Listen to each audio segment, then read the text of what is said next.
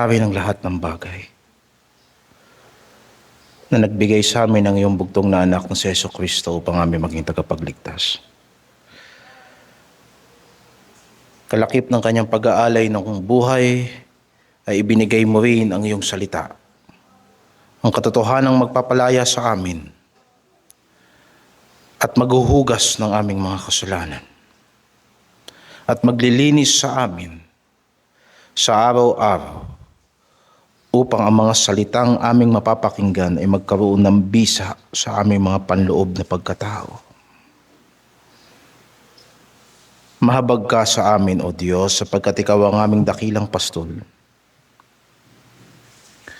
Nasa iyo ang aming kasapatan.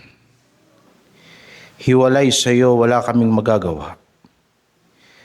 Hiwalay sa iyo kami naliligaw. Hiwalay sa iyo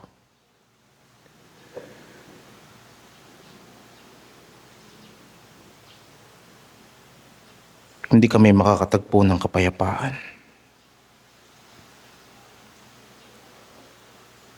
Hindi namin mararanasan ang pag-ibig mo.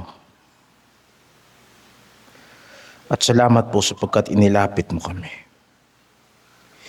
Hindi dahil sa aming kabutihan taglay, sapagkat wala kami ng alingmang mga bagay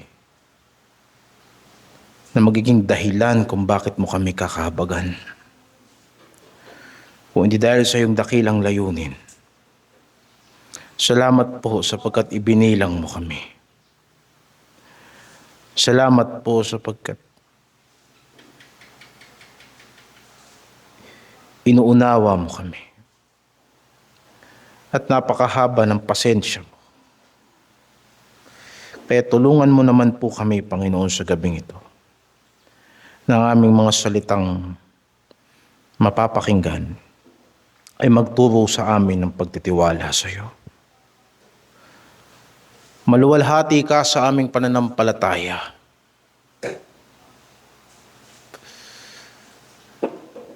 Kalugdan mo, Panginoon,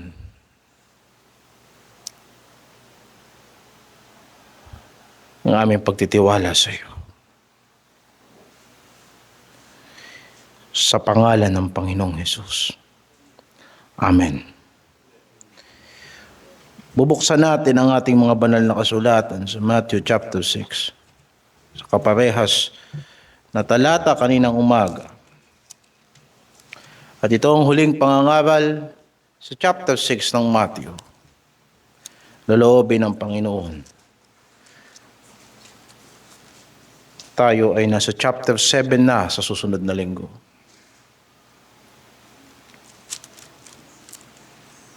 Chapter 6. Verse 19 hanggang 34. Huwag kayong magtipon ng mga kayamanan sa lupa, na dito'y sumisira ang tanga at ang kalawang, at dito'y nanghuhukay at nagsisipagnakaw ang mga magnanakaw. Kundi magtipon kayo ng mga kayamanan sa langit, na dooy hindi sumisira kahit ang tanga, kahit ang kalawang, at dooy hindi nanghuhukay at hindi nagsisipagnakaw ang mga magnanakaw. Sapagkat kung saan naroon ang inyong kayamanan, ay doon ang inyong puso. Ang ilawan ng katawan ay ang mata. Kung tapat nga ang iyong mata, ang buong katawan mo'y mapupuspos ng liwanag. Datapwat kung masama ang iyong mata, ang buong katawan mo'y mapupuspos ng kadiliman. Kaya kung ang ilaw na sumasa iyo ay kadiliman, gaano kalaki ang iyong kadiliman? Sino may hindi makapaglilingkod sa dalawang Panginoon? Sapagkat kapupuutan niya ang isa at iibigin ang ikalawa, o kaya'y magtatapat siya sa isa at pawawalang halaga ang ikalawa. Hindi kayo makapaglilingkod sa Diyos at sa mga kayamanan.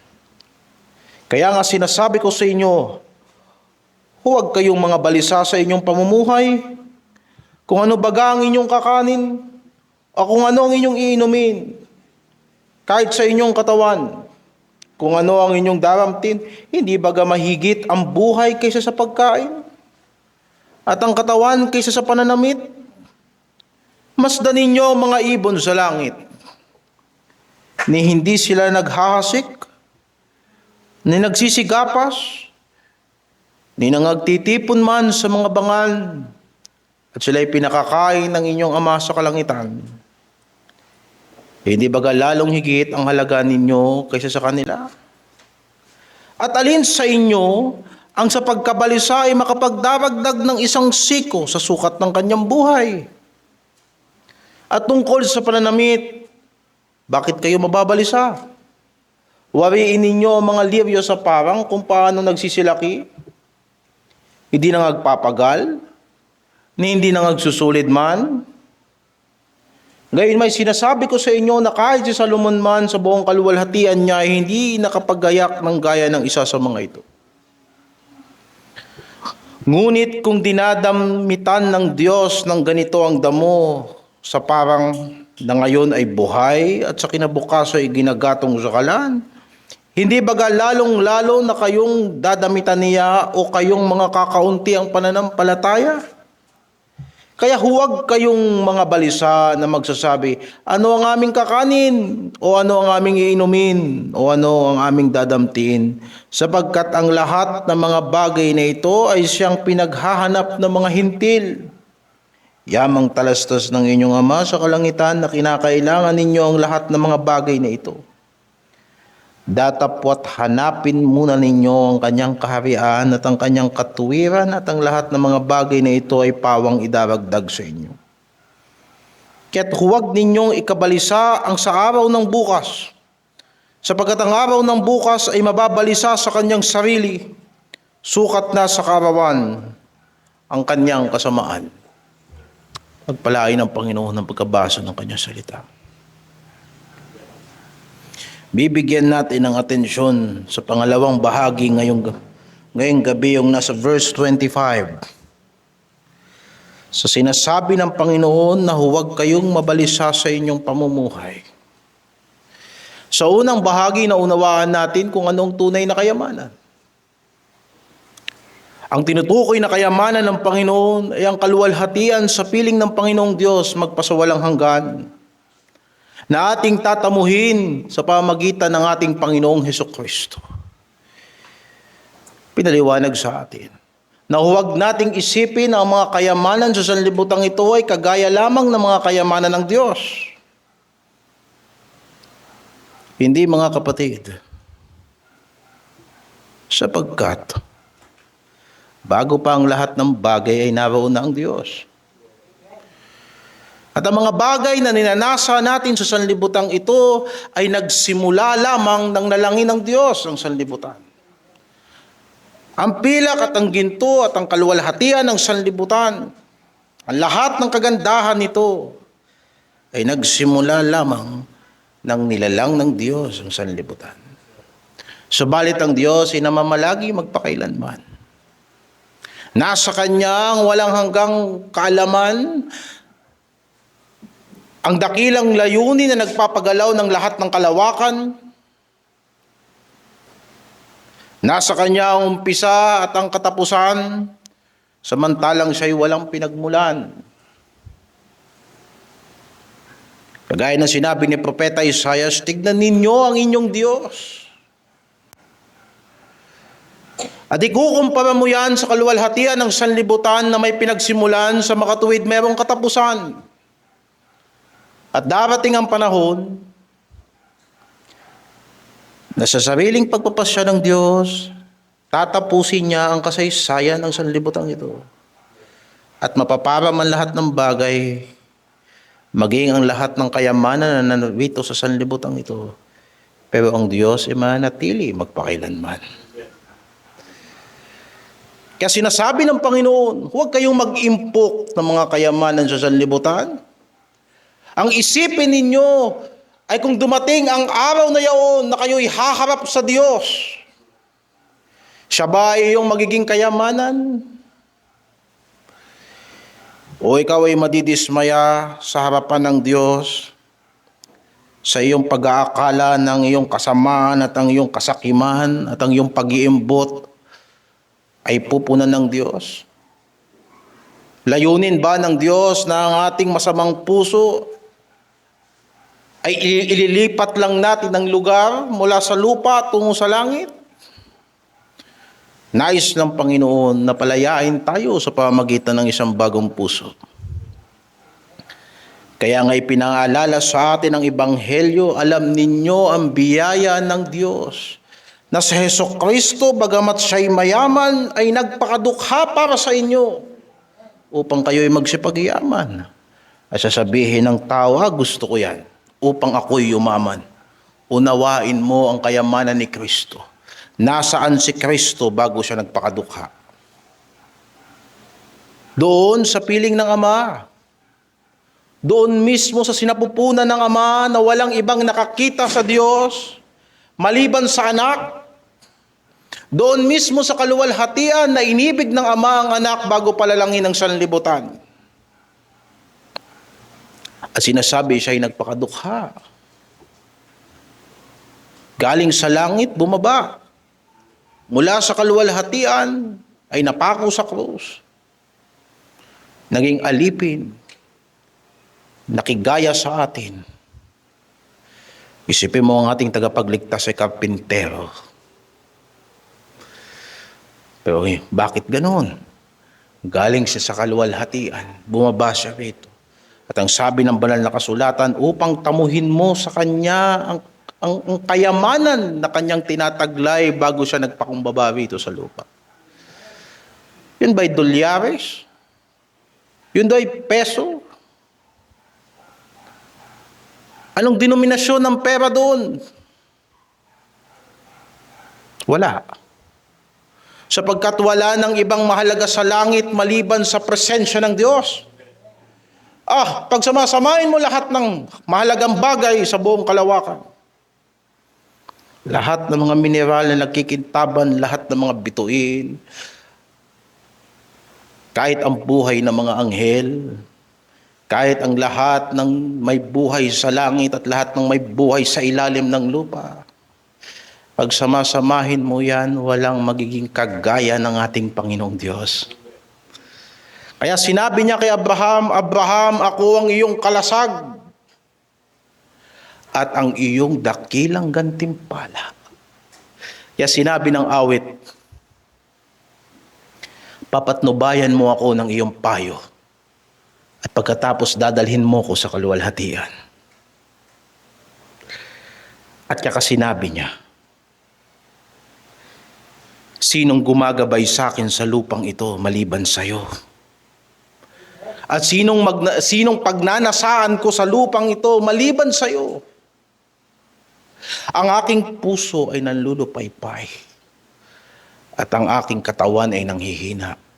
Subalit ikaw ang kalakasan ng aking puso at ang aking bahagi magpakailanman. Sa makatuwid ating napagtanto na ang pag-iimpok ng kayamanan sa kalangitan ay hindi sa pamamagitan ng anumang bagay na paghahandog natin sa Diyos. Sapagkat nalalaman natin na ang dakilang handog sa harapan ng Diyos ay pusong nagpapakumbaba. Madaya ang puso ng tao. Ang mga Pariseo, ginagamit nila ang kanilang pagpapakita ng kabanalan sa kapwa para sabihin nilang banal sila. At yan ang isang bagay na tinuligsa ng Panginoon sa Matthew chapter 5 hanggang 7, ang pagpapaimbabaw. At naunawaan natin, kung gusto mong mag-impok ng kayamanan sa langit, wala kang ibang gagawin sa buhay mo kundi hanapin ang Diyos.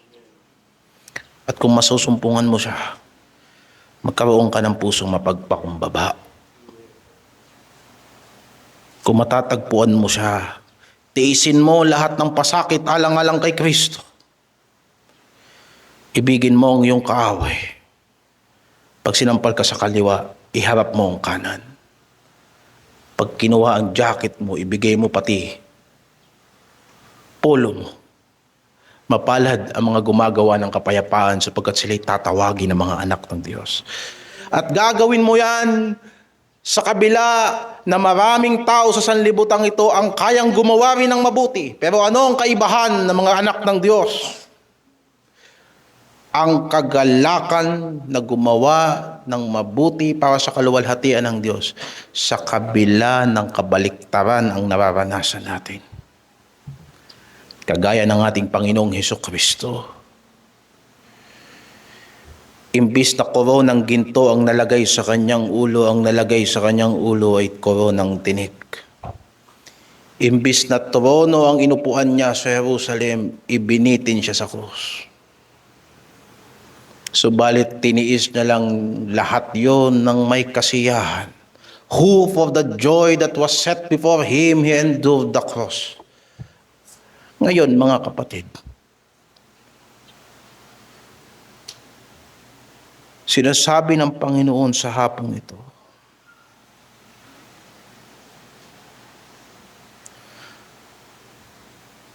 kaya huwag kayong mabalisa sa inyong pamumuhay.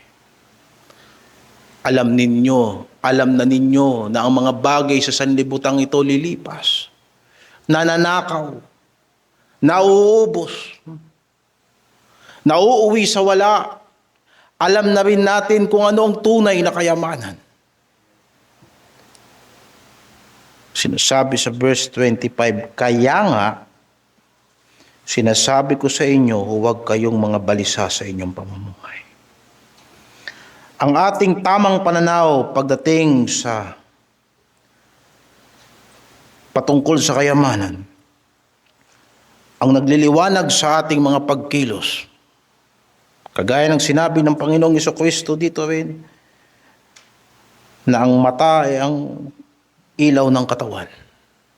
Kung nakita natin ang kaluwalhatian ng paghahari ng Diyos at nagpasya ka na wala nang mahalaga sa buhay mo maliban sa Panginoon mong Diyos at iibigin mo siya ng buong puso, buong isip, buong lakas, at naunawaan mo na napaka-imposible na maglingkod sa dalawang Panginoon, kung magtatapat ka sa Kanya, huwag kang mabalisa.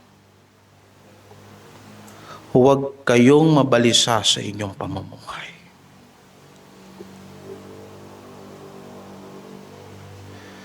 Paano inilarawan ang pagkabalisang ito? Pag diniretso natin ang basa sa verse 25, huwag kayong mabalisa sa inyong pamumuhay kung ano ang baga ang inyong kakanin, o kung ano ang inyong iinumin, kahit ang inyong katawan, kung ano ang inyong daramtin. Hindi ito panawagan, mga kapatid, na tayo mga Kristiyano maging mga pabaya tayo. Kung tinawag tayo sa pagtatrabaho, huwag na tayo magtrabaho. Mga estudyante na dapat nag-aaral kayong mabuti, huwag na kayong mag-aaral mabuti. Hindi yan ang punto ng sinasabi ng Panginoon dito. Sapagkat ang Kristiyano ay hindi dapat pabaya sa kanyang pang-araw-araw na pamumuhay. Isipin natin, ang lahat ng ating patutuo ay refleksyon ng pananampalataya natin sa salita ng Diyos. Kung ang ating sambahayan ay magulo, nalalapastangan ang salita ng Diyos. Pagaya ng sinabi ng Panginoong Hesukristo, magliwanag ang inyong ilaw sa sanlibutan upang kanilang luwalhatiin ang inyong Ama sa langit. Hindi dapat natin tinatakasan ang ating mga pang-araw-araw na obligasyon. At dapat pa nga na ang ating talento, ang ating mga resources, ang ating oras ay gamitin natin para sa kaluwalhatian ng ating Panginoong Hesus, para sa ikalalawak ng kanyang ministeryo. Ang punto ng sinasabi ng Panginoon, ito ay pagtuturo sa mga mamamayan ng kaharian ng lubos na pagtitiwala at pagpapasakop sa paghahari ng Diyos. Sa realidad, ang pagkabalisa sa pamumuhay ay pagkabalisa para sa mga material na pangangailangan. Tignan mo kung paano yan tinuwid ng Panginoon. Sa dulong bahagi ng verse 25, hindi baga mahigit ang buhay kaysa sa pagkain at ang katawan kaysa sa pananamit? Nahihirapan tayong magtiwala sa Panginoon sa mga praktikal na pangangailangan natin sa araw-araw. Minsan sa kabila na meron naman tayong talento, meron naman tayong kakayanan, meron naman tayong mga trabaho, pero nahihirapan pa rin tayong magtiwala sa Panginoon. Sapagkat paminsan-minsan, ipinapantay natin ang buhay natin sa mga bagay na kailangan natin. Kung babasahin natin maigi ang verse 25, ay parang ganito ang sinasabi ng Panginoon. Bakit nababalisa ka sa pagkain mo? Hindi ba higit ang buhay kaysa sa pagkain? Bakit nagdabalisa ka sa susuotin mo? Hindi ba mas mahalaga ang katawan kaysa sa damit? Ating ipinapantay yung buhay na meron tayo doon sa mga bagay na iniisip natin kailangan natin. At yan ang problema ng modernong konsumerismo. Na laging naririnig ko sa mga speaker, sa mga motivational speaker, na yung branded na relo at saka yung tigo 150 na relo sa Gato, parehas lang nagsasabi ng oras. Pero ang pakiramdam ng tao kapag nakasuot siya ng branded na relo, nakaangat na ang kanyang buhay. At yun ang problema sa mentalidad ng mga Kristiyano. Tinitignan natin ang laki ng buhay natin sa mga bagay na meron tayo. Kaya nagtatanong ang Panginoon, bakit nag-aalala ka sa susuotin mo? May katawan ka. Bakit nag-aalala ka sa kakainin mo? Buhay ka. Na sinasabi ng Panginoon, madalas kasi hindi mo ginagamit ng mabuti ang buhay mo. Madalas hindi mo ginagamit ng mabuti ang oras mo. Ang dami mong sinasayang na oras, pero pagdating ang pangangailangan, nag-aalala ka.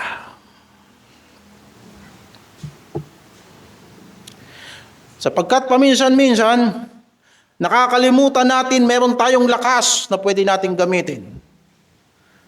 Nakakalimutan natin na may talino tayo na pwede nating hubugin.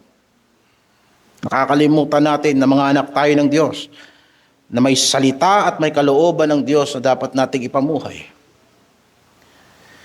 Dahil iniisip natin minsan tayo ang bumubuhay sa sarili natin. At mga bagay na ginagawa natin ay may kinalaman kung paano tayo gigising bukas ng umaga.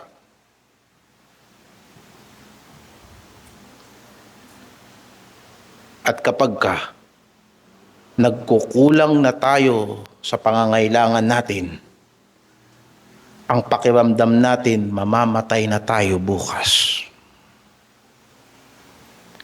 Sa makatuwid, ang pagkabalisa para sa pamumuhay ay nauuwi sa takot para sa buhay.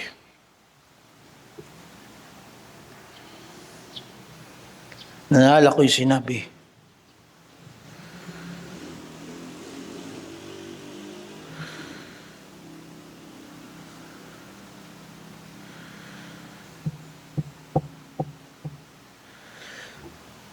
yung sinabi ni Robert Kiyosaki doon sa libro niya na Rich Dad, Poor Dad, na dalawang bagay lang ang nagpapakilos sa tao para siya'y magdesisyon: takot at pagnanasa. Ang sinasabi ng Panginoon, huwag kang matakot. Huwag mong hayaan na mga pagnanasa mo sa sanlibutang ito ang magtulak sa iyo na mamuhay ka sa takot na baka bukas pag yung pagnanasa mo hindi mo nakuha, mamamatay ka.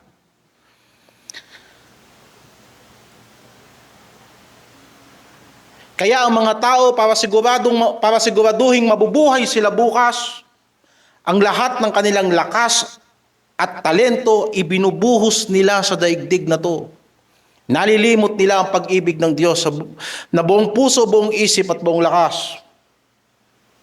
At dahil dito, nagkukulang din sila sa pag-ibig sa kanilang kapwa. Kaya sinabi ng Panginoon sa Luke 12:15, magmasid kayo at mag-ingat sa lahat ng kasakiman, sapagkat ang buhay ng tao ay hindi sa kasaganaan ng mga bagay na tinatangkilik niya. Hindi mo pwedeng sukatin yung buhay mo sa mga bagay na meron ka. Yan ang doktrina ni Kristo. Kaya kung ang tao ay magmamataas at ang pagbabatayan niya ng pagmamataas ay ang laki ng pera niya, wala siyang pinagkaiba sa isang taong sakim. Kaya sabi ng Panginoon, mag-ingat kayo sa kasakiman. Sapagkat ang gagawin ng tao, kung ang kanyang buhay nakadepende sa kanyang bank account, wala siyang ibang gagawin kundi mag-ipon ng maraming pera hanggang sa pakiramdam niya na hindi na siya mamamatay.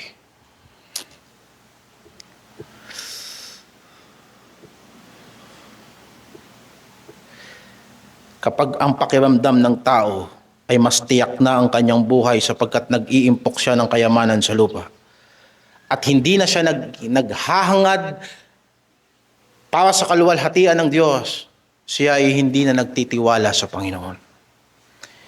Ituloy natin sa Lucas 12. Sinundan ito ng Panginoon ng talinghaga. Sa verse 16, ang lupa ng isang taong mayaman ay namumunga ng sagana. At inisip niya sa sarili na sinasabi, anong gagawin ko? Sapagkat wala akong mapaglalagyan ng aking mga inaning bunga. At sinabi niya, ito ang gagawin ko. Igigiba ko ang aking mga bangan at gagawa ko ng lalong malaki.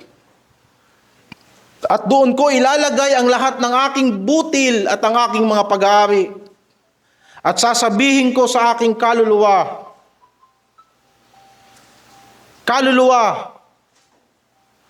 marami ka ng pag-aari, nakakamalig para sa maraming taon. Magpahingalay ka, kumain ka, uminom ka, matuwa ka. At yan ang pangarap na retirement ng bawat Pilipino. Oh, wala na akong gagawin. Uubusin ko na ang buhay ko sa kasiyahang ito. Mag-relax, kumain, uminom, magsaya. Datapwat sinabi sa kanya ng Diyos, ikaw na haling, hangal ka. Hihilingin sa iyo sa gabing ito ang iyong kaluluwa. At ang mga bagay na inihanda mo ay mapapakanino kaya? Gayon nga ang napakayaman sa saganang kanyang sarili at hindi mayaman sa Diyos. At sinasabi niya sa mga alagad, kaya nga sinasabi ko sa inyo, huwag kayong mabalisa sa inyong pamumuhay kung ano ang inyong kakanin, kahit sa inyong katawan kung ano ang inyong daramtin. Ang sanlibutan ay naghahanap ng pamumuhay na komportable, na sobrang komportable, hindi niya na kailangan ng Diyos. Ang panawagan ng Panginoong Hesukristo sa pagsisisi at pananampalataya ay gumugulo sa isip ng mga taong makasanlibutan. Dahil sa totoo lang, hindi ka pwedeng maging Kristiyano habang namumuhay ka sa kamunduhan. At kung ikaw ay magiging tunay na Kristiyano, yan ang paglalabanan mo hanggang sa dumating si Kristo. Kung kaya't ang pagtitiwala sa Panginoon ay nagdadala ng ligalig sa mga taong hindi nakaunawa at nakaintindi ng mga pangako ni Kristo. Tignan mo ang sinasabi ng Panginoong Hesukristo, kung hindi mo lilimutin ang iyong sarili at hindi mo papasanin ang iyong krus at sumunod sa akin sa araw-araw, hindi ka makakapasok sa kaharian ng Diyos. Isipin mo kung anong klaseng salitayan sa isip at sa puso ng taong ang buhay niya ay para sa sanlibutan lang ito. Tinatawag sila ng Panginoon sa tuwid na pananampalataya, anong kanyang iisipin? Paano yung network ko? Paano yung reputasyon ko? Paano yung katungkulan ko? Paano yung buhay ko? At doon sinasabi ng Panginoon, Naiintindihan mo na hindi pwedeng dalawa ang iyong Panginoon. Pero kung pinili mo ang isang tunay at buhay na Panginoon na nangungusap sa puso mo ngayon at tinatawag ka niya at sinasabi sa iyo itong tunay na paglilingkod at tutugon ka sa Kanya, huwag kang mabalisa. Huwag mo isipin kung paano ka mabubuhay. Dahil sa totoo lang naman, walang bumubuhay sa atin, Diyos lang. Iniisip natin na kaya tayo nabubuhay kasi kumakain tayo at nagdadamit tayo. Kaya pag wala na tayo makain, ang iniisip natin mamamatay na tayo. Pero sa katunayan lang, kaya ka kumakain kasi buhay ka. Kaya ka nagdadamit kasi may katawan ka. Subukan mo maputulan ng paa, hindi ka na magmemedyas. Hindi mo kailangan ng helmet kung wala kang ulo. Kaya huwag mong sabihin na ang helmet ang nag-iingat ng ulo mo. Wala kang pera.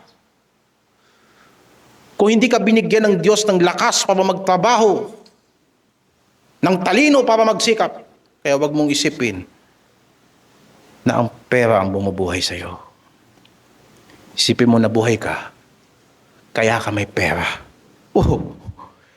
Kaya simula kaninang umaga, hindi tayo nangusap patungkol sa kung paano mag-budget.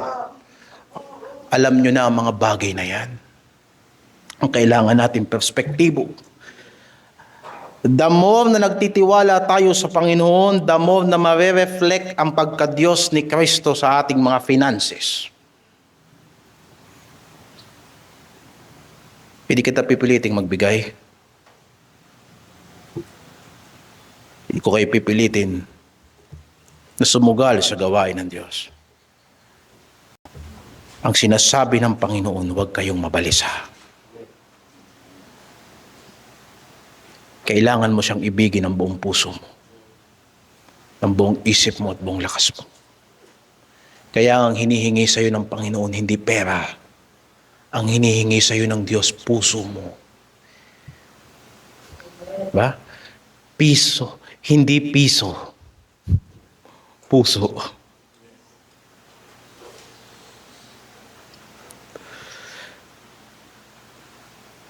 At lalabanan ng tao ang panawagan ng Diyos. Alam niya sa sarili niya na hindi siya lumalakad sa kalooban ng Diyos. Pero lalabanan niya ang banal na Espiritu, lalabanan niya pati kanyang konsyensya. Sasabihin niya, pinagpapala ako ng Diyos. Sa matuwid ako sa harapan ng Diyos sapagkat marami akong material na bagay. Kung hindi natutuwa ang Diyos sa akin, bakit maganda ang buhay ko? Hangal ka, ngayong gabi, kukunin na ng Diyos ang buhay mo.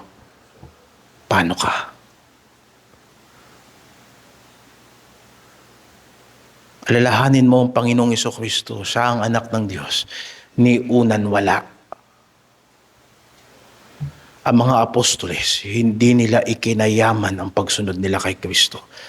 Tignan ninyo ang kasaysayan ng mga Kristiyano.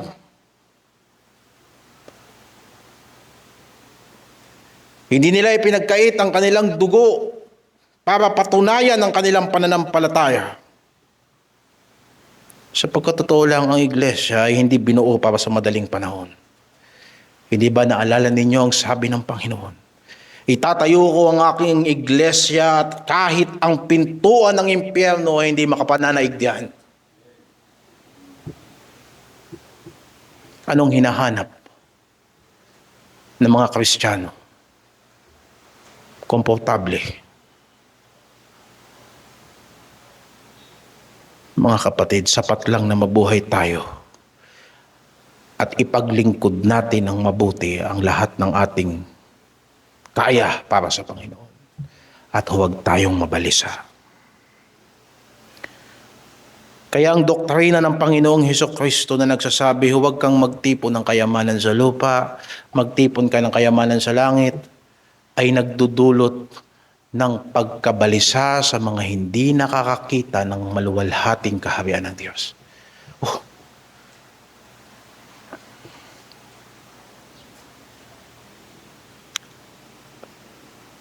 Ano ang dahilan? kung bakit hindi dapat mabalisa ang Kristiyano na naghahanap ng mga makalangit na kayamanan. Ano ang dahilan kung bakit hindi dapat mabalisa ang mga Kristiyanong naghahanap sa kaluwalhatian ng Diyos? Tatlong dahilan simula sa verse 26 hanggang verse 34. Una, sapagkat dapat nating pagtiwalaan na pinahahalagahan ng Diyos ang ating buhay. Pinahahalagahan ng Diyos ang ating buhay. Bakit hindi dapat mabalisa ang Kristiyanong naghahanap ng makalangit na kayamanan? Una, sapagkat pinahahalagahan ng Diyos ang ating buhay. Verse 26. Masdan ninyo ang mga ibon sa langit, na hindi sila naghahasik, ni nagsisigapas, ni nagtitipon man sa bangan. At sila'y pinakakain ng inyong Ama sa kalangitan. Hindi baga lalong higit ang halaga ninyo sa kanila? At alin sa inyo ang sa pagkabalisa ay makapagdaragdag ng isang siko sa sukat ng kanyang buhay? At tungkol sa pananamit, bakit kayo mababalisa? Wariin ninyo ang mga liryo sa parang kung paano nagsisilaki, hindi nagpapagal ni nagsusulid man. Gayon may sinasabi ko sa inyo na kahit si Salomon man sa buong kaluwalhatian niya ay hindi nakapaggagayak na gaya ng isa sa mga ito. Ngunit dinadamta ng Diyos ng ganito ang damo sa parang na ngayon ay buhay at sa kinabukasan ay ginagatong sa kalan. Hindi baga lalong-lalo na kayong dadamitan niya o kayong mga kakauntiang pananampalataya? Ilang beses na ipinangaral sa atin itong talatang ito sa pulpito. Madalas sinasabi ng mga Kristiyano, hindi naman kami ibon at lalong hindi kami damo. Hindi yun ang punto doon. Ang punto dyan ay ganito, tignan mo kung paano binibigyan ng importansya ng Diyos ang pinakamaliliit na bahagi ng kanyang sangnilikha. Sa isang talata, sinabi niya sa kanyang mga alagad, hindi ba ang mga maya ay ipinagbibili ng 2 beles? Pero sinasabi ko sa inyo, walang mamamatay ni isa dyan na hindi alam ng ating Ama sa langit. Patungkol sa kadakilaan ng Diyos, sa kanyang mga nilalang. Pakinggan natin sa Psalms chapter 104. Psalms 104. 104 verse 1. Purihin mo ang Panginoon, o kaluluwa ko. O Panginoon kong Diyos, ikaw ay totoong dakila.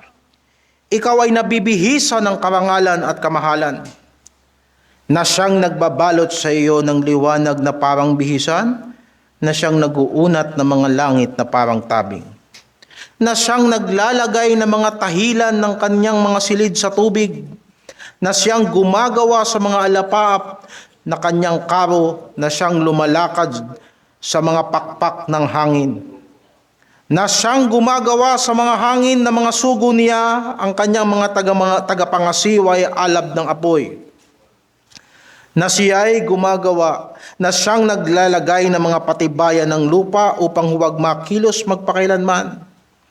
Iyong tinakpan ng kalaliman na tila isang bihisan ang tubig at tumayo sa itaas ng mga bundok.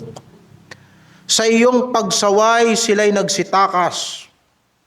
Sa hugong ng iyong kulog ay nagmamadaling nagsialis sila. Sila'y nagsiahon sa mga bundok, sila'y nagsilusong sa mga libis, sa dako mong itinatag ukol sa kanila. Ikaw ay naglagay upang sila'y huwag makaraan, upang sila'y huwag magsibalik na tumakip sa lupa. Siya'y nagsusugo ng mga bukal sa mga libis, nagsisiago sa gitna ng mga bundok. Sila'y nagpapainom sa bawat hayop na parang nagpapatid uhaw ang mga maiilap na asno. Sa tabi nila ay nagkaroon ng kanilang tahanan ng mga ibon sa himpapawid. Sila'y nagsiawit sa mga sanga. Kanyang dinidilig ang mga bundok mula sa kanyang silid. Ang lupa'y busog sa bunga ng iyong mga gawa. Kanyang pinatutubo ang damo para sa mga hayop, at ang gugulayin sa paglilingkod sa tao upang sila'y maglabas ng pagkain sa lupa. At ng alak na nagpapasaya sa puso ng tao at ng langis upang pasilangin ang kanyang mukha at ng tinapay na nagpapalakas ng puso ng tao. Ang punong kahoy ng Panginoon ay busog, ang mga sedro sa Libano na kanyang itinanim, na pinamumugaran ng mga ibon tungkol sa mga tagak, ang mga puno ng abeto ay kanyang bahay.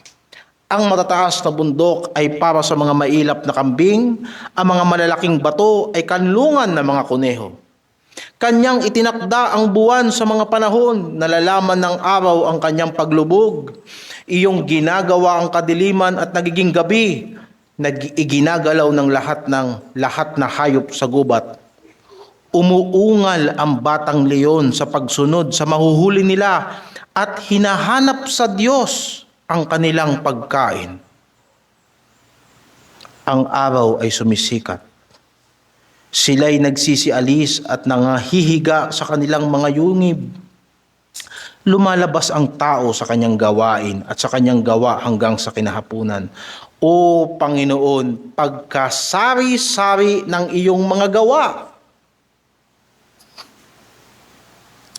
Sa karunungan ay ginawa mo silang lahat. Ang lupa ay puno ng iyong kayamanan.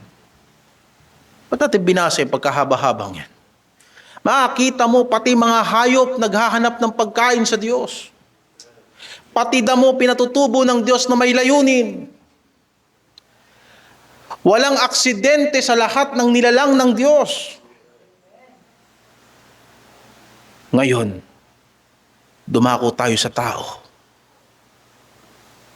Ang tao ay tugatog ng kaluwalhatian ng Diyos sa lahat ng kanyang nilalang sa lupa. Sapagkat ang tao ay nilalang sa imahe ng Diyos. Kung pinagmamalasakitan ng Diyos ang ibon, hindi ka ba niya pagmamalasakitan? Ni kahit ang leon sa kanyang kalakasan, hinahabol niya ang kanyang mga huhulihin. Pero siya'y humihingi ng pagkain sa Diyos.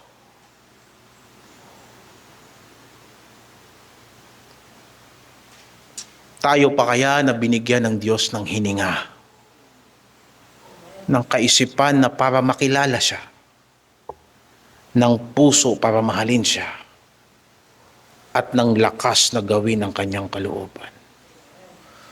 O baka hindi lang talaga natin siya pinagtitiwalaan? Kaya sinabi ng Panginoon, o kayong mga kakaunti ang pananampalataya. Tignan mo yung alaga mong aso na bubuhay. Hindi ka ba alaga ng Diyos? Baka. Kasi ayaw mo magpasakop sa Diyos. Ayaw mo na ang Diyos ang magmaniobra ng iyong buhay. Ayaw mo na ang kanyang salita ang manguna sa iyo. Ayaw mong itutuwid ka niya sa iyong pagkakamali. Nagbabasa ka ng Biblia at nananalangin ka, pero hindi ka susunod sa Diyos. Mabuti pa ang mga hayop sa parang umaasa sa Diyos. Kaya anong dahilan kung bakit magtitiwala tayo sa Panginoon? Sapagkat kung talagang nakilala mo siya, dapat alam mo na pinahahalagahan niya ang buhay mo. Hindi ba't ibinigay niya ang kanyang bugtong na anak para mamatay para sa iyo? Nang lilipulin ng Diyos ang Israel sapagkat sila'y sumamba sa Diyos-Diyosan sa panahon ni Moises, sinabi ni Moises sa Diyos, kung lilipulin mo sila, anong sasabihin ng mga bansa? Iniligtas mo sila sa Ehipto, pagkatapos hindi mo sila kayang buhayin, kaya pinatay mo sila sa ilang? Kung si Moises pinakinggan ng Diyos, hindi ba lalong higit na naghuhumiyaw ang dugo ni Kristo? Iniligtas ka ng Diyos mula sa kasalanan para bumalik sa kasalanan sapagkat sabi mo hindi ka kayang buhayin ng Diyos. Nakalimutan mo mga ibon. ay yung damo na parang walang pakinabang dinadamitan ng Diyos. Dilinisin niya ng mga magsasaka at pagkatapos susunugin, pero bukas makalawa meron na namang damo. Kahit anong inis natin sa mga damo, binubuhay yan ng Diyos sapagkat may layunin ng Diyos sa damo. Pero hindi mo kayang pagtiwalaan ang layunin ng Diyos sa iyo. Anong pa sa palagay natin ang pagpapahalaga ng Diyos sa buhay natin dahil sa wala siyang layunin? May layunin siya sa atin. Kaya niya tayo iniligtas. Saglitin natin sa Galatians. Galatians chapter 1.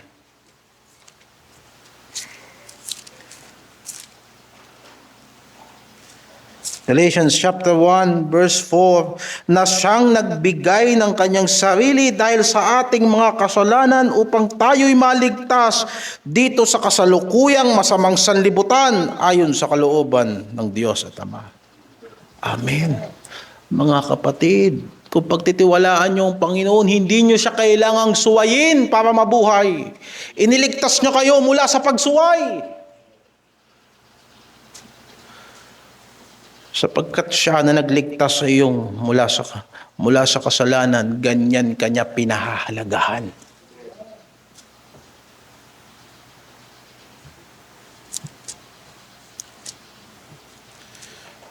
Tito 2:14, na siyang nagbigay ng kanyang sarili dahil sa atin upang tayo'y matubos niya sa lahat ng mga kasamaan at malinis niya sa kanyang sarili ang bayang masikap sa mabubuting gawa upang maging kanyang sariling pag-aari. Alam mo, ibig sabihin na pinahahalagahan ka ng Diyos. Ginawa kanyang sariling kanya. Kita mo yung mga ibon na pakalat-kalat, binubuhay ng Diyos. Total, sasabihin mo sa akin, hindi ka naman ibon at hindi ka naman damo. Kaya huwag kang pakalat-kalat. Kasi ikaw ay pagmamay-ari ng Diyos. Manatili ka sa kanyang kalooban. At pagkatapos pagtiwalaan mo siya, huwag kang mabalisa sa iyong buhay sapagkat pinahahalagahan ng Diyos ang buhay mo. Kung ikaw ay mabuhay para sa iyong ikabubuti, ikaw man ay mamatay para pa rin sa iyong ikabubuti sapagkat ang lahat ng bagay ay gumagawa para sa ikabubuti ng mga tinawag ng Diyos.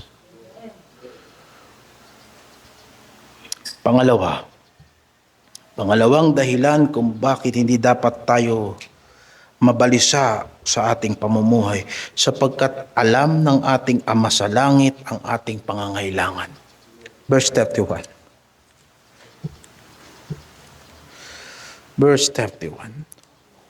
Kaya huwag kayong mabalisa na magsasabi ano ang aming kakanin o ano ang aming iinumin o ano ang aming daramtin sapagkat ang lahat ng ito ay siyang pinaghahanap ng mga hintil. Yamang talastas ninyo ng inyong Ama sa kalangitan na kinakailangan ninyo ang lahat ng mga bagay na ito. Datapwat hanapin muna ninyo ang kanyang kaharian at ang kanyang katuwiran at ang lahat ng mga bagay na ito ay pawang idaragdag sa inyo.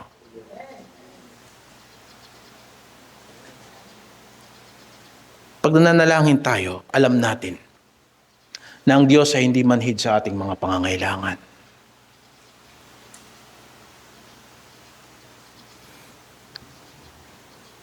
Ang ibig sabihin ng Jehovah Jireh ay hindi lamang siya nagbibigay ng pangangailangan natin, kung hindi pati yung pangangailangan natin mismo ay nasa mabuting plano ng Diyos. Hindi lang siya sumasagot ng ating mga suliranin, kahit ang mga suliranin natin ay pinahihintulutan ng Diyos ayon sa kanyang plano, ayon sa kanyang layunin, sa ikahuhubog at ikatitibay ng kanyang mga anak.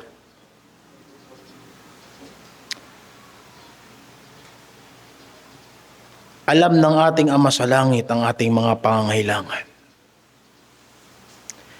Pero ano ang kaparaanan niya?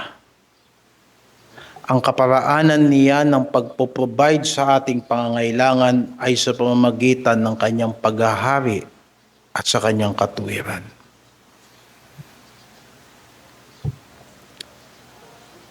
Kailangan maintindihan ng Kristiyano, unahin niya ang pagpapasakop sa Diyos.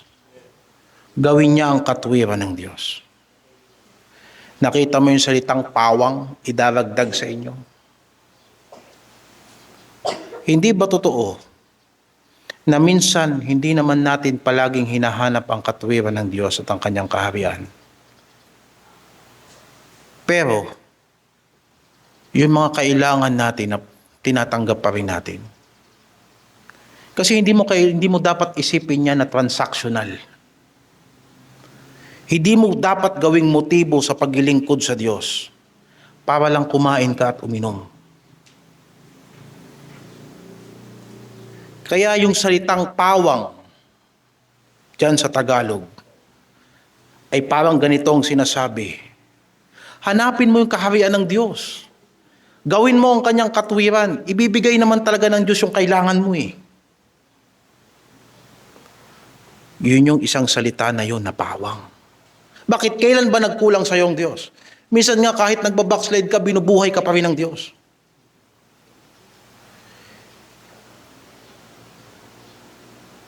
Hindi ginagamit ng Panginoon sa atin na para tayong aso na tinitraining niya tayo. Na every time na may gagawin tayong mabuti, bibigyan niya tayo ng treat. Hindi ganun. Dapat alam mo sa umpisa pa lang na hindi ka pababayaan ng Ama mo sa langit. At dahil alam mo naman pala yan, hanapin mo ang kanyang kaharian. Alam mo naman pala, edi gawin mo yung katuwiran ng Diyos. Ngayon, kung hindi mo hahanapin ang katuwiran ng Diyos, ikaw ang bahala. Pero may pasubali. Alam mo ba na ang mga taong hindi naghahanap ng katuwiran ng Diyos at paghahari ng Diyos ay mga hentil? Ayon sa sinabi ng Panginoong Jesucristo. Wala silang ibang inisip. Ano ang kakainin namin? Ano ang dadamitin namin? Kaharian ng Diyos? Wala kaming pakialam dyan. Hindi nakakain yan at hindi naiinom yan. Sa banal na kasulatan, sino ang mga hentil? Silipin natin sa sinasabi ni Apostol Pablo sa Efeso.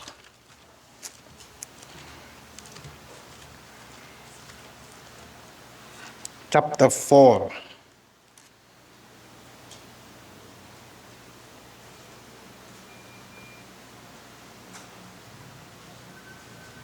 Verse 17. Ito ang sinasabi ko at sinasaksihan sa Panginoon, na kayo'y hindi na nagsisilakad pa na gaya ng lakad ng mga hintil. So, yung kasunod, ano ang lakad ng mga hintil? Sa pagpapalalo sa kanilang pag-iisip, na sa kadiliman ng kanilang pag-iisip ay nangahiwalay sa buhay ng Diyos. Dahil sa kahangalang nasa kanila, dahil sa pagmamatigas ng kanilang puso. Ang dahilan kung bakit hindi nila pagmamalasakitan ang kaharian ng Diyos at ang katuwiran ng Diyos, sapagkat hiwalay sila sa buhay ng Diyos. Hindi nyo ba naalala ang sinabi ng Panginoong Jesucristo, paano natin makikita ang kaharian ng Diyos? Maliban ang tao ipanganak na muli, hindi niya makikita ang kaharian ng Diyos. Ngayon, sabihin mo sa akin, Kristiyano ka, hindi ka naghahanap ng kaharian ng Diyos. Ni hindi ka binabagabag na nabubuhay ka, na hindi ka lumalakad sa kanyang katuwiran, na hindi ka nagsisisi. Hiwalay ba ang buhay mo sa Diyos? Hindi ka binabagabag ng banal na Espiritu, hindi ka pinapatnubayan ng banal na Espiritu, na hindi pinaaalala sa iyo ng Panginoon ang katotohanan na ikaw ay sa Kanya at siya ay sa iyo. Bakit kailangan nating pagtiwalaan ng Panginoon at huwag tayong mabalisa? Alam ng Ama natin ang pangangailangan natin. Pero ang tanong, Ama mo ba talaga siya?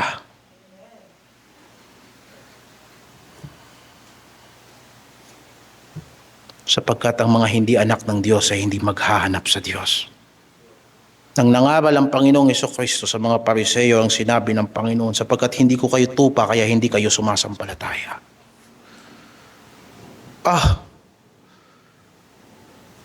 Parang kagaya ng panahon ng Panginoong Jesucristo.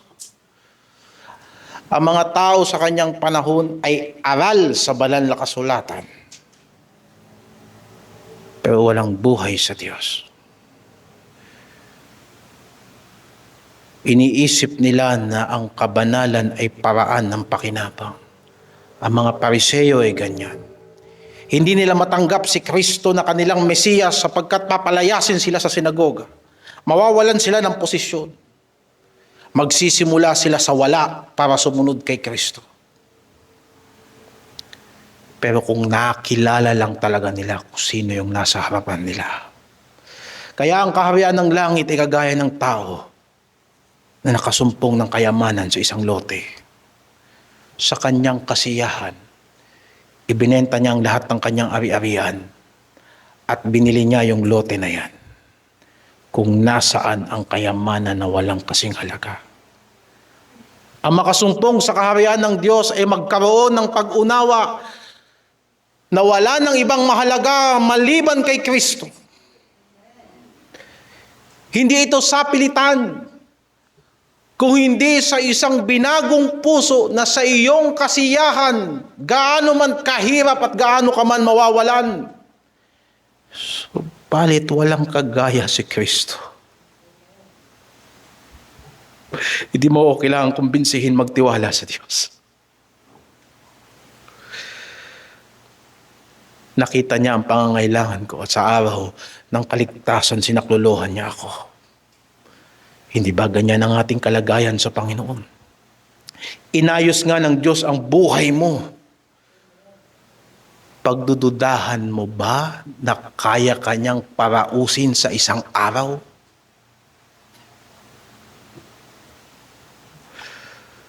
Binigyan kanya ng kapayapaan na hindi mo pa naranasan kahit kailan.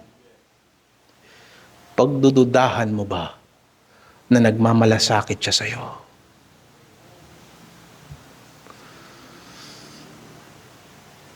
Ano bang mas mahirap?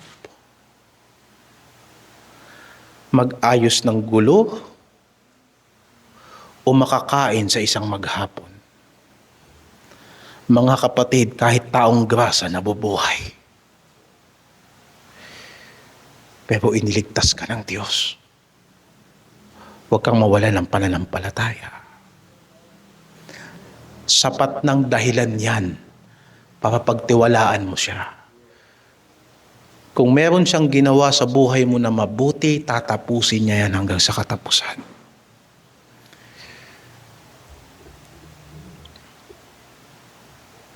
Kung ang mga hintil na walang direksyon sa buhay, hindi kinakalimutan ng Diyos. Hindi ba nabasa natin sa banal na kasulatan na ang Ama natin sa langit ay napakabuti, na nagpapaulan siya at nagpapasikat ng kanyang araw sa mabuti at masama? Kung yung mga masasamang tao hindi iniitsapwera ng Diyos, iisipin mo ba na pababayaan ka ng Diyos kung mananatili ka sa kanyang katwiran? Yung mga nasa kaharian nga ni Satanas, pinagtitiisan ng Diyos. Kahit hindi nila kinikilala ang Panginoon at nagyayabang sila sa sarili nilang lakas. Hindi nila sinasamba ang Diyos sa kanilang mga tagumpay, pero pinagpapasensyahan ng Diyos. Binibigyan ng Diyos ng pagkakataon para magsisi. Ikaw pa kaya, ikaw na ipinanganak sa kanyang kaharian, hanapin mo ang kanyang kaharian. Pagpasakop ka sa kanya. Dahil ibibigay naman ng Diyos yung kailangan mo. Hindi naman siya nagpabaya kahit kailan. Roma 8:32. Siya na hindi ipinagkait ang kanyang sariling anak, kundi ibinigay dahil sa ating lahat. Bakit hindi naman ibibigay sa atin ng walang bayad ang lahat ng bagay? Ano ba ang ipinangako niya sa atin kay Kristo? Hindi ba walang hanggan? Hindi ba iniligtas niya tayo para isang araw balikan niya tayo na naghihintay sa Kanya sapagkat siya'y matapat? Hindi ka ba niya kayang ingatan hanggang sa Kanyang muling pagbabalik? Sasabihin mo ba sa akin na yung pinansyal mong pangangailangan ang dahilan kung bakit hindi ka magpapatuloy sa pananampalataya? Ano bang inaasahan mo kay Kristo? Para saan ba na ibinigay niya si Kristo sa'yo? Para isang araw, paggaganapin na ng Diyos ang kanyang pagtatagumpay at wawasakin niya ang lahat ng kanyang mga kaaway at kanyang itatatag ang kanyang walang hanggang kaharian dito sa lupa. Ikaw kasama kanya. At hanggang sa araw na yon ay iingatan ka ng Diyos, hindi mo ba siya mapagkatiwalaan? Naniniwala ka sa buhay na walang hanggan, pero naliligalig ka sa mga bagay na may katapusan. Kaya nga sinabi, anong maghihiwalay sa atin sa pag-ibig ng Diyos? Kagutuman? Kahubaran? Mahirap itong maunawaan. Kung naglilingkod lang tayo sa Diyos dahil kaya natin, may pera tayo, sikat tayo, may impluwensya tayo, subukan mong gawin yan nang wala ka ng mga bagay na yan. Pero alam mong nakikita ka ng Diyos. Mga kapatid, ang dahilan kung bakit dapat huwag tayong mababalisa sapagkat ibibigay ng Diyos ang ating mga pangangailangan. Pangatlo at panghuli, sapagkat ang kinabukasan ang mag-aalala para sa kanyang sarili.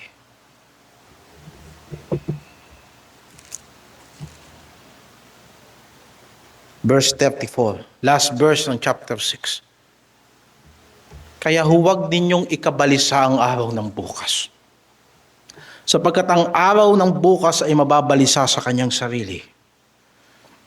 Sukat na sa kaarawan ang kanyang kasamaan.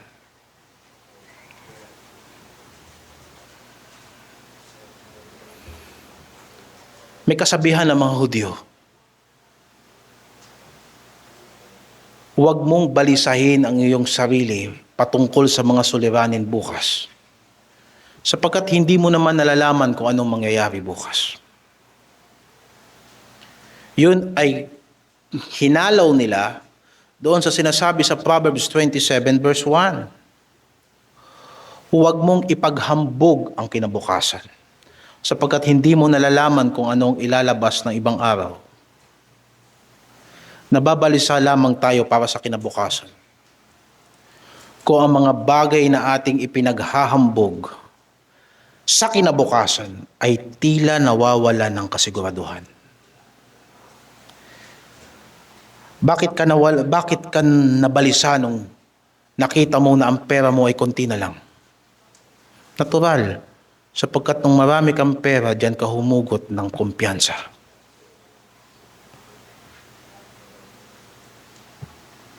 Bakit ka nababalisa? Kapag ka ang bigasan mo, kumukunti na lang. Natural, sapagkat pag puno ang bigasan mo, hindi ka nananalangin sa Diyos.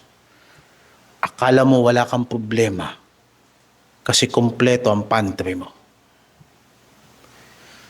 Tandaan natin na ang kawalan ng pagtitiwala sa Diyos ay kapatid na nagmamataas sa Panginoong Diyos. Hindi mo pwedeng sabihin nagtitiwala ka sa Panginoon na magyayabang ka sa Kanya.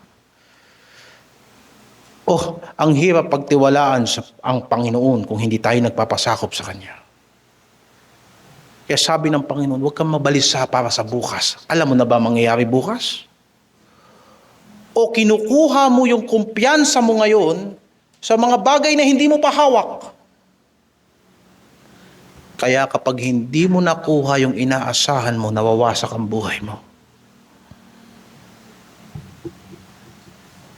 Huwag kang mabalisa Sapagkat kahit hindi mo alam kung anong mayroon bukas, alam mo na ang Diyos ay hindi nagbabago. Bawat umaga nagigising ka, sariwa ang katapatan ng Diyos. Ang kailangan sa bawat araw, hanapin mo ang Diyos. Psalm 63, verse 1. O Diyos, ikaw ay Diyos ko. Hahanapin kitang maaga. Kinauuhawan ka ng aking kaluluwa.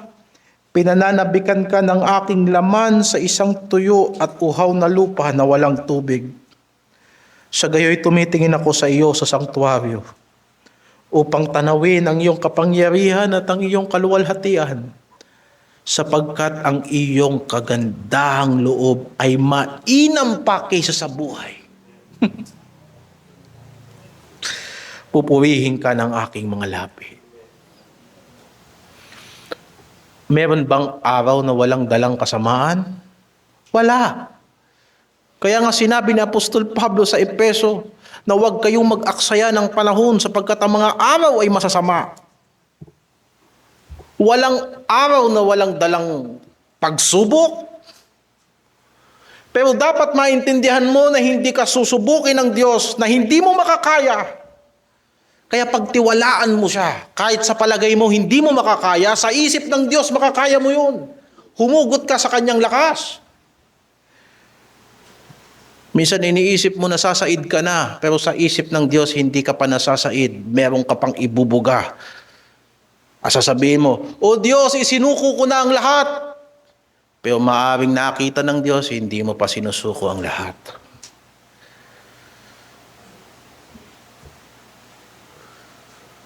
Walang araw na walang dalang peligro. Kakambal na ng Kristiyano ang pakikipaglaban kay Satanas. Kung hindi ka nakikipaglaban kay Satanas, baka hindi ka anak ng Diyos. Kakambal na ng pagpapasakop sa Diyos ang salansangin, ang dyablo. Araw-araw. O mga kapatid, pero ipinangako ng Panginoon na iingatan niya tayo.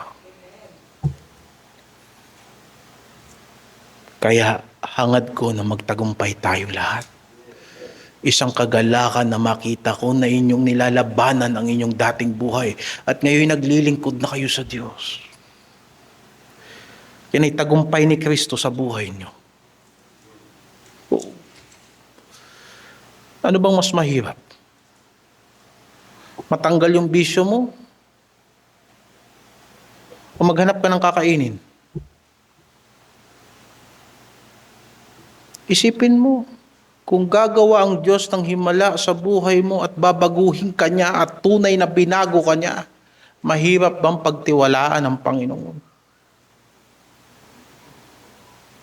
Hindi ba yan ang problema ng Pilipino? May pambili ng alak pero walang pambili ng bigas. Isipin mo kung babaguhin ng Panginoon yung kanyang pagiging lasinggero, edi may pambili na siya ng bigas. Mabuti ang Diyos.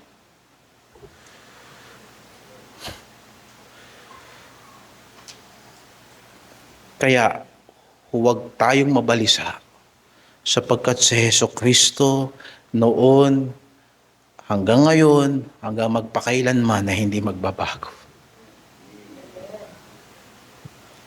Hindi magbabago. Kanyang panawagan na hindi nagbabago. Habang tumatagal ay lalong nananariwa ang pag-ibig sa Diyos.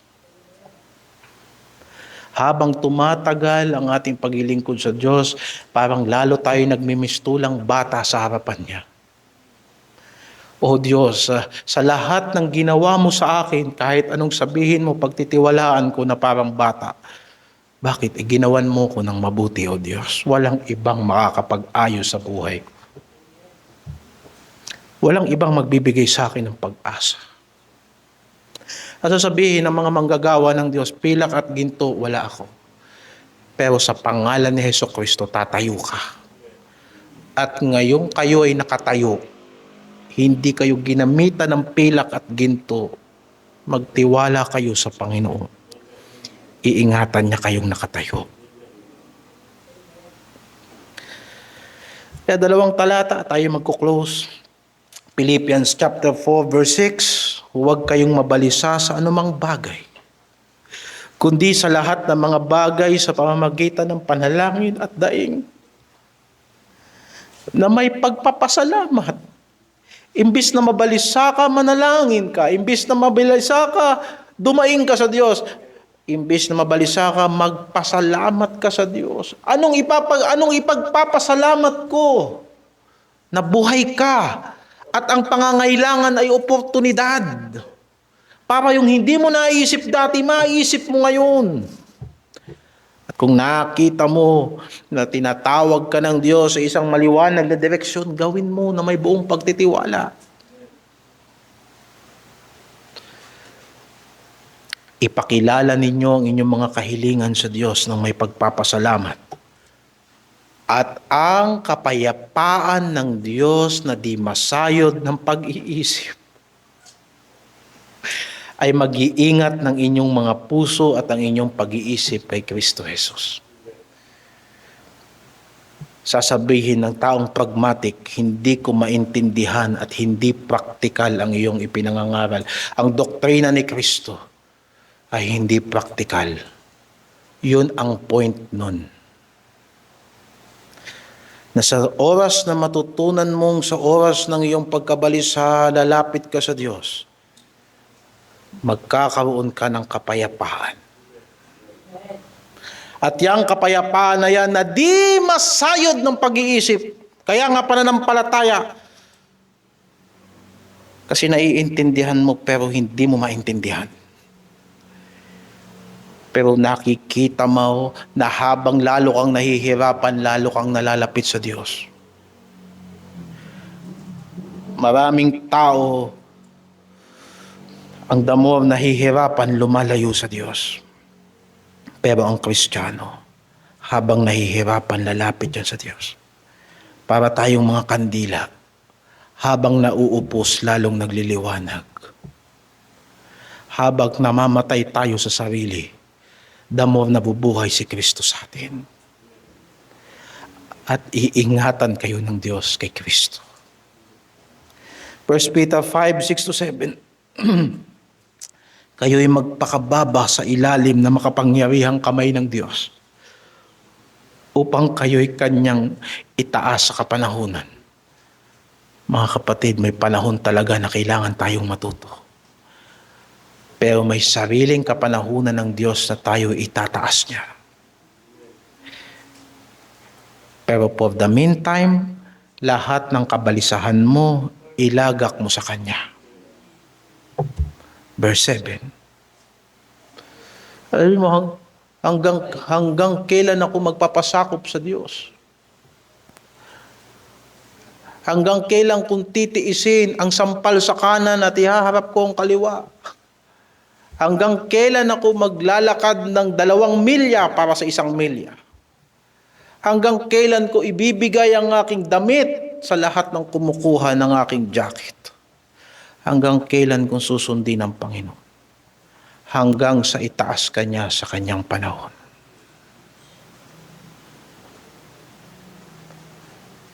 Pero habang nagpapakumbaba ka, ilagak mo ang lahat ng pagdadalawang isip mo sa Kanya. Ito lang ang iisipin mo. Pinagmamalasakitan ka ng Diyos. Na inyong ilagak sa Kanya ang lahat ng inyong kabalisahan sapagkat kayo'y ipinagmamalasakit niya. Madaling sumunod sa Diyos pag naniniwala kang pinagmamalasakitan ka niya. Madaling magpakumbaba sa Diyos. Kapag naunawaan mo, hindi ka pagagawain ng Diyos ng mali. Lahat ay para sa ikabubuti mo. Of the meantime, ipanatag natin ang isip natin sa Panginoon. Manalangin tayo.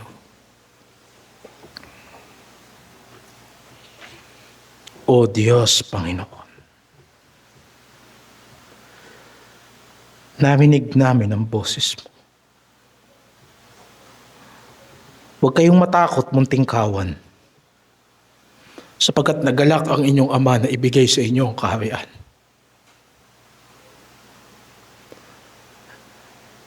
Narinig mo ang iyong narinig namin ang iyong boses. At pumayapa ang aming puso sa makatuwid na lalaman namin na ikaw ay nasa amin. O Diyos, palakasin mo kami. Hindi ko nasasabihin sa iyo na kailangan ko ng pera at kailangan namin ng pagkain araw-araw. Alam mo ang pangangailangan namin. Pero ito ang hihingi namin sa iyo.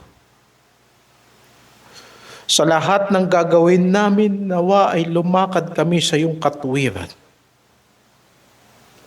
Sa lahat ng ginagawa namin at sa lugar na pinupuntahan namin, mahayag sa amin na kami pinaghaharian mo.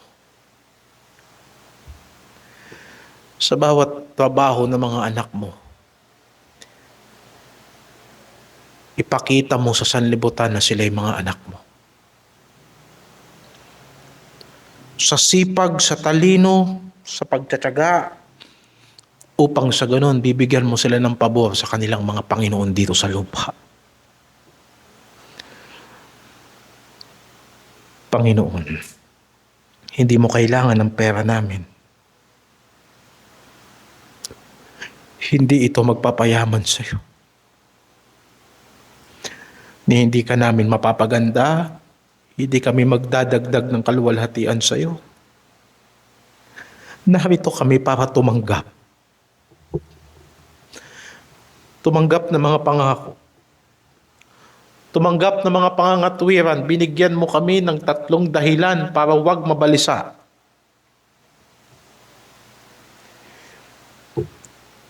O Diyos, niluwalhati mo ang iyong pangalan sa lahat ng iyong mga salita at luwalhatiin mo ito palagi sa aming buhay. Ama, ang lahat ng mga anak mo na nakakakilala sa iyo ay maglalagak ng pagtitiwala sa iyo. Pakinggan mo kami sa lahat ng aming kabagabagan. Iligtas mo kami, Panginoon, upang maluwalhati ka namin. Kung nanaisin mo na mabuhay pa kami ng mahaba, pakinabangan mo ang buhay namin at huwag mong hayaan na ang aming mga buhay dito sa lupa ang maging dahilan para malapastangan ang iyong banal na pangalan. Patawarin mo kami, O Diyos, kung kami matatakutin at ang aming puso ay mahina at ang aming mga isip ay pabago-bago. Linisin mo ang aming mga kamay. Linisin mo ang aming mga puso. Sinabi mo na lumapit kami sa iyo at ikaw ay lalapit sa amin. Amang banal,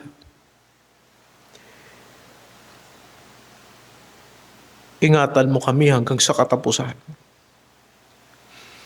Yung mga natutunan namin sa iyo, tulungan mo rin kaming maituro namin sa iba. Yung natutunan namin sa iyo, tulungan mo kaming mahubog ang aming buhay sa iyong mga salita. Salamat po sa gabing ito. Sa pangalan ng Panginoong Hesus.